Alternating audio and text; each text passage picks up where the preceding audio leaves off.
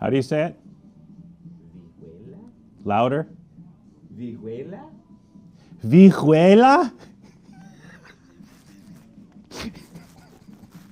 Close enough for me. It's a tough one, kids. But with our very limited Spanish skills, I think Viyuela is pretty damn close. It could be Viyuela,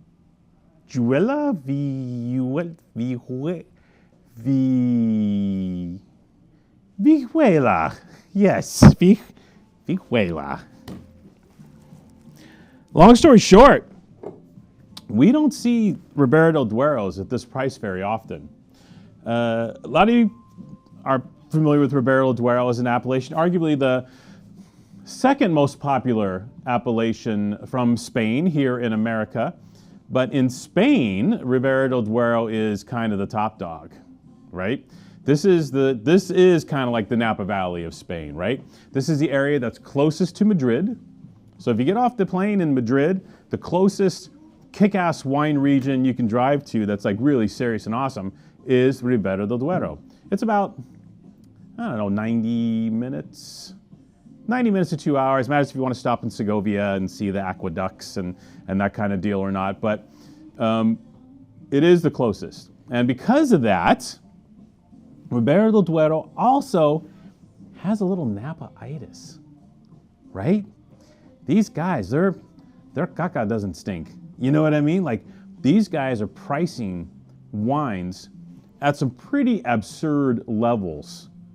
And I think they can get it because it's a hot tourist destination. A lot of the wineries have restaurants now. Some of them are Michelin level restaurants. There's a lot of vibe and energy in the area. There's a lot of tourist trade coming there, I should say. And they kind of took over from Rioja in a certain number of ways. Rioja is bigger, and overall I like the wines better for the quality, but in Ribera del Duero, you can get great wines, some of the greatest in the world.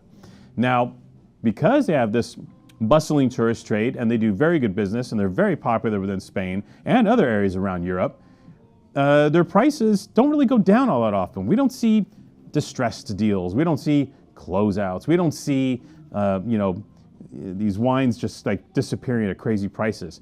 So when we got the opportunity to actually get one, and it's a good one, we jumped.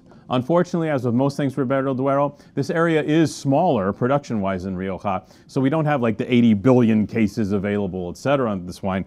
In fact, it's maybe less than 30 cases that we got of this one, but what a great deal. So, classic story here, the Viyuela family, generational growers in the Ribera del Duero, in the northeastern part of the Ribera del Duero.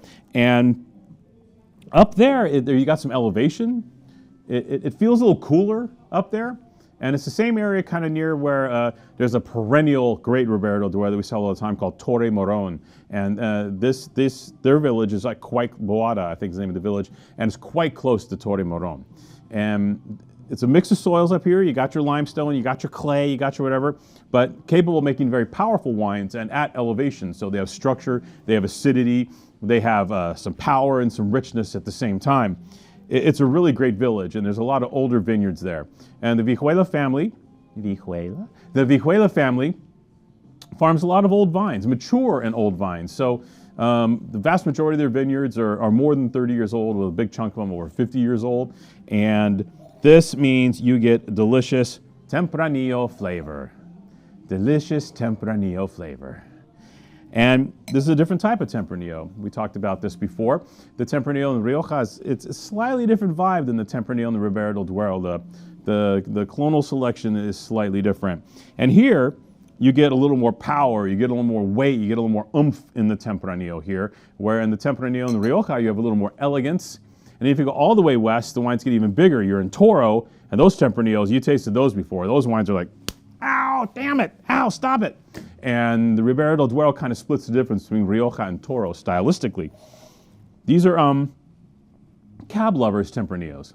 If you're a Cabernet lover, then the Ribera del Duero is kind of your spot. You know what I mean? These are gorgeous, powerful wines. And in 2017, it was a warm year that had its issues at the beginning, but really rallied at the end, especially in Ribera del Duero. I think Ribera del Duero they probably enjoyed some of the best weather in 2017 in Spain.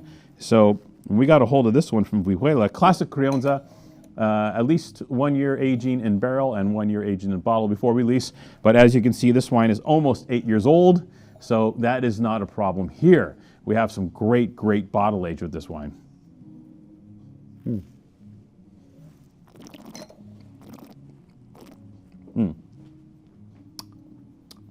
That black fruit, blackberry, black cherry, touch of sweet tobacco. Like blind, you can almost say it's not as mineral as like Pessac Léognan in Bordeaux, but it's almost giving off some of those like tobacco leaf Pessac Léognan vibes today. Beautiful wine, serious wine. I like this. And actually, I had this wine with a day of air, and then like another day of air, and the wine held up beautifully. There is great acidity and underlying structure in this wine. We never see Ribera del Duero at this price, which I got to look it up actually. I don't know what I put it in the system for. All I know is it was awesome. I should probably know the price of the wine I'm selling. Welcome to the world of wine retail. Hey, yay. Let's see here. Fortunately, our new, recently updated website looks friggin' awesome. And I think so far, it's working pretty damn great, dude. Huh? Long story short, great producer, started producing their own wine in 2003, sold to the local co-ops and other growers in the area before. And in the last 15, 20 years, it really made some waves. Now, they don't send their wine out to press a lot, so don't look for 98 from this guy, 97 from that guy. They're pretty small, they're pretty quiet about that. Suckling got a hold of it, gave it a score in the low 90s. Oh yeah, 91 right there is on the bottle. But beyond the score, what you have is classic, great Ribera del Duero with bottle age at a smoking price. This wine's usually around $30 retail, which is, by the way, super reasonable for Ribera del Duero nowadays. That price was already hot, but we're going to market at $16.98.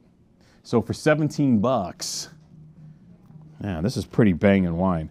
And the thing with the Ribera del Duero wines, you'll know when you taste it, when you see it. This is serious wine. This is not like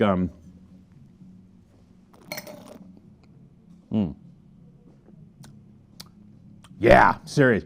And it's raining outside.